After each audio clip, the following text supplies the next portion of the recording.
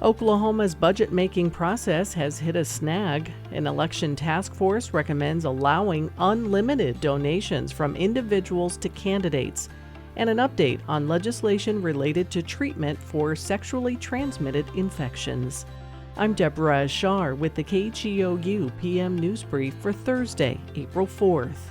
The state of Oklahoma carried out its first execution of the year this morning. KGOU's Hannah France reports Michael Dwayne Smith was the 12th inmate put to death since the moratorium on executions ended in 2021. Smith was executed via lethal injection at the Oklahoma State Penitentiary in McAllister on Thursday morning. He was pronounced dead at 10:20 a.m. He was sentenced to death for the murders of 40-year-old Janet Moore and 24-year-old Sharath Pularu in separate events on February 22, 2002. At the time, he was 19 years old and a member of an Oklahoma City street gang called the Oak Grove Posse. Smith claimed he was innocent despite having confessed to the murders days after his arrest and said he was high on PCP at the time of his confession.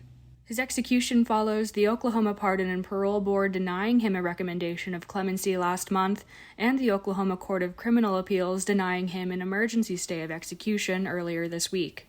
I'm Hannah France. State senators say they won't consider any money bills from the opposite chamber until they get a budget plan. State Capitol reporter Lionel Ramos has more. Members of the Senate Appropriations and Budget Committee convened for about 10 minutes Wednesday afternoon to say one thing.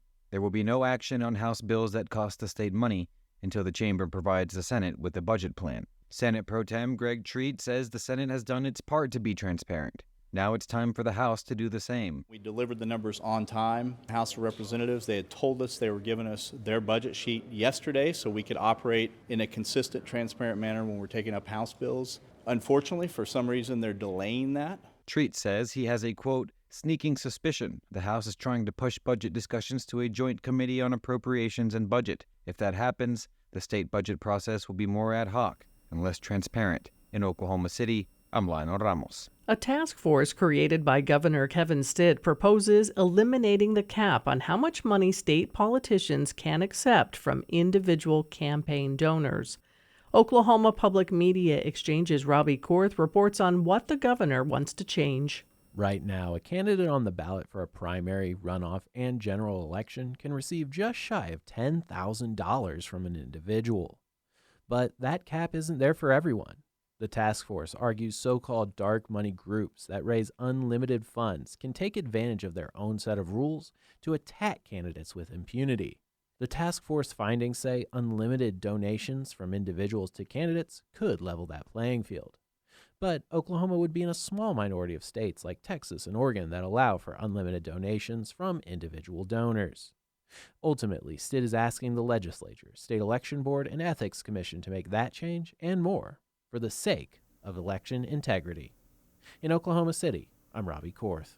Other recommendations include a ban on ranked choice voting, adding additional disclosure requirements to expenditure filings, and partnering with tribes to work together on resolving election crimes and campaign finance violations. A bill moving through the Oklahoma legislature could expand who health care providers can treat for sexually transmitted infections. State Impact's Jillian Taylor reports the practice of treating a patient's sexual partner without evaluating them is already legal in 46 states. Senate Bill 1491 by Duncan Republican Jessica Garvin would allow providers to prescribe drugs to the partners of Oklahomans diagnosed with sexually transmitted infections that only require one treatment. This practice is called expedited partner therapy. Cynthia Rowe is the bill's House author and has worked as a nurse practitioner. I saw this in primary care, and I'm sure other healthcare providers too. Frequently, the partner of the individual does not get treated. Rowe's personal experience matches findings from clinical trials that say more partners are treated for these diseases when patients are offered expedited partner therapy. Rowe and Garvin's bill was approved unanimously by the Oklahoma House Public Health Committee.